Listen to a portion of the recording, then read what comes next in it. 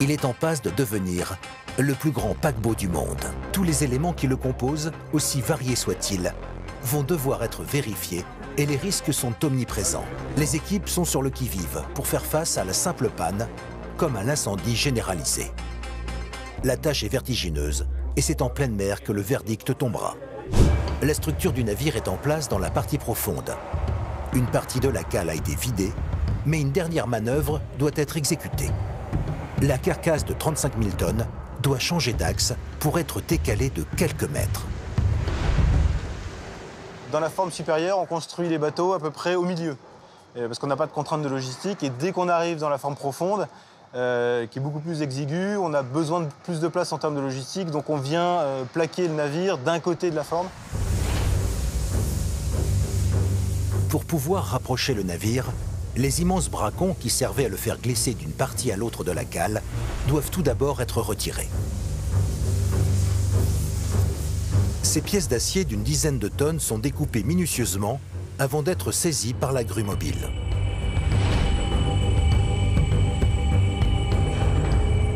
En parallèle, le futur paquebot a été relié à de puissants treuils.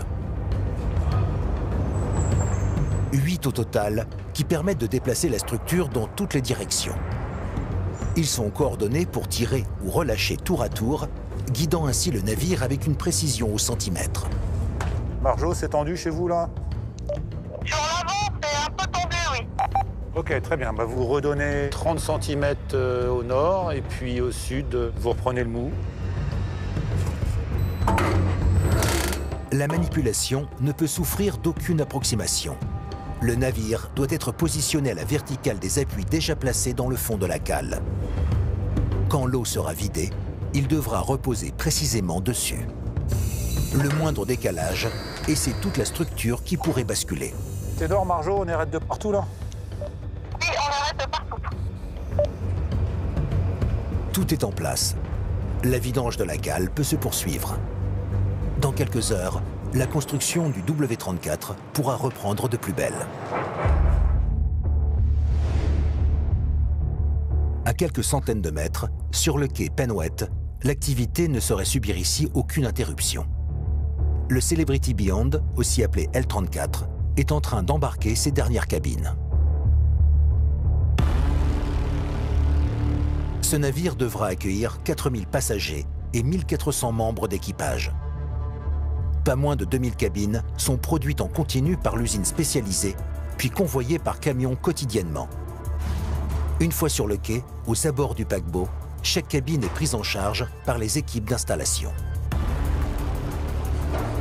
À l'aide d'un ascenseur géant, elles vont pouvoir la hisser le long du navire jusqu'à son pont de destination. On va embarquer la cabine par une brèche qui va être faite dans la coque. Et on va ensuite rouler cette cabine jusqu'à son emplacement. Voilà. Et donc on va rouler les cabines les unes après les autres et au fur et à mesure on va remplir, les mettre les unes à côté des autres pour entre guillemets remplir l'espace qui est disponible jusqu'à la dernière cabine. Lors de cette opération, c'est un Tetris grandeur nature qui se joue. Une fois à l'intérieur, chaque cabine a sa place déterminée. Elle doit s'emboîter à la perfection pour être reliée au réseau du navire, mais aussi pour s'agencer avec les autres cabines déjà en place et ne pas gêner l'installation de celles à venir. En fait, chaque cabine qu'on produit est déjà numérotée. Au moment où on la produit, on sait déjà exactement à quel endroit elle va aller dans le navire et on les produit exactement dans l'ordre où elles vont être embarquées. L'installation se fait dans un temps record grâce au processus de préfabrication très avancé de chaque cabine. Une fois en place, il ne reste plus qu'à raccorder les réseaux, revêtir le sol et décrocher le mobilier fixé sur les cloisons.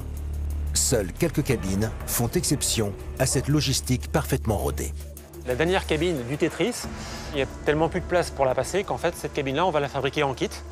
Donc, petite particularité, pour 5 à 10% de nos cabines, on va les livrer en kit, en petits morceaux, qui vont être assemblés sur place. Tout est prévu dans les moindres détails. En maintenant le rythme, il faudra environ 6 mois aux équipes pour installer l'intégralité des cabines du navire. et 6 de plus pour peaufiner l'intégralité des éléments de cette future ville flottante. À quelques centaines de mètres de là, dans le gigantesque bassin C, c'est le grand jour pour le Wonder of the Seas. Cela fait plus de 3 ans que des milliers de personnes travaillent jour et nuit sur la conception, la construction et sur les dernières finitions de ce navire hors du commun. Capable d'accueillir près de 7000 passagers, ce géant culmine à 70 mètres au-dessus de l'eau et s'étend sur 363 mètres. Il est en passe de devenir le plus grand paquebot du monde. On est très fiers, hein. C'est quand même une belle réussite. C'est d'autant plus une réussite que c'est une somme de travail impressionnante, hein. On a environ 2000 personnes des chantiers qui ont travaillé sur le projet, mais on a aussi tous les sous-traitants extérieurs, hein. Ça fait 500 entreprises à peu près totales d'Europe. Celui que l'on appelait le C-34, pendant toute sa fabrication, s'apprête à prendre la mer pour la première fois. L'objectif, tester l'intégralité de ses équipements. 500 personnes embarquent à bord pour cette étape décisive. Système de propulsion, de navigation, équipement des différents locaux publics, tous les éléments qui le composent, aussi variés soient-ils, vont devoir être vérifiés et les risques sont omniprésents. Les équipes sont sur le qui-vive pour faire face à la simple panne, comme à l'incendie généralisé. La tâche est vertigineuse et c'est en pleine mer que le verdict tombera. Alors les essais mer, c'est primordial puisqu'il y a pas mal de systèmes à bord qu'on n'est pas capable de tester à quai. Avant tout la propulsion, donc tout le système d'usine électrique, propulsion et giration par les pods, les propulseurs d'étrave qui permettent aux navires de manœuvrer.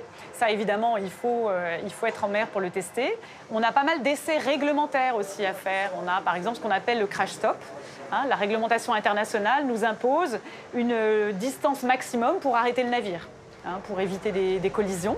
Donc ça, c'est un des tests qu'on fait. Tout le monde est à son poste, prêt à pousser le navire dans ses retranchements. Les essais vont se succéder, ne laissant aucun répit à ce titan. C'est du continu, les essais s'enchaînent les uns à la suite des autres pendant 4 jours. On a un planning très serré, très optimisé. On a des équipes qui tournent dans un PC essai et à la machine, en car machine, pour en permanence optimiser, pour pouvoir lancer les essais les uns à la suite des autres. Pour moi, c'est bon, j'arrive. Coupé levé, on est 498. On attend la mesure de courant en Loire réalisée par les pilotes. Dès qu'on a le feu vert des pilotes, on commence la manœuvre. OK. À quai comme à bord, tout le monde retient son souffle. Les moteurs sont mis en marche et la première manœuvre du navire est exécutée. Des remorqueurs l'aident à quitter son bassin d'armement. Le mouvement est délicat et l'intégralité des chantiers est en suspens. Quand on part en premier essai mer, il y a une découverte du produit quasiment dans sa dimension finale. La vocation d'un navire, c'est de naviguer. Et la première fois qu'il navigue, ben voilà, c'est quelque chose de très émouvant. Venir au 215. Venir au 215. Le Wonder of the Seas est enfin au milieu de l'estuaire. Il peut maintenant mettre seul le cap sur le large. Toute la ville le regarde partir.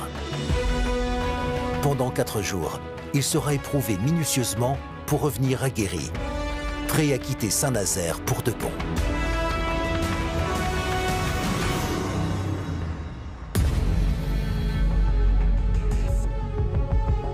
Le Wonder of the Seas, le Celebrity Beyond ou le MSC World Europa, tous viennent s'inscrire à merveille dans 150 ans d'histoire de construction navale.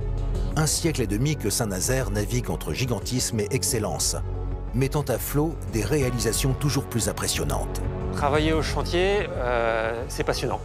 C'est passionnant tout d'abord parce qu'on fait des produits extraordinaires.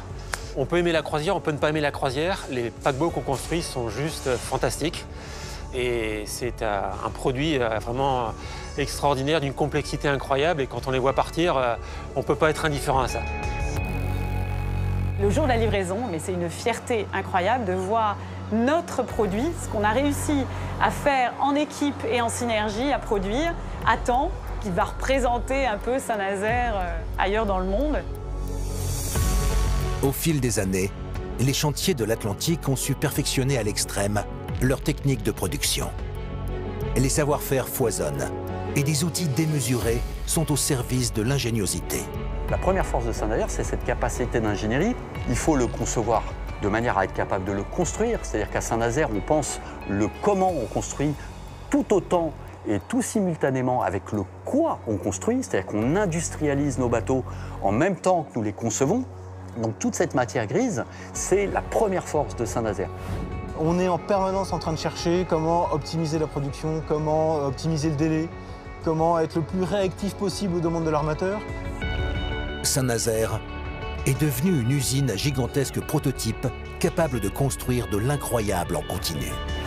On sait faire des choses qui me sont absolument bluffantes. Moi, je découvre tous les jours nos capacités incroyables d'ingénierie simultanée.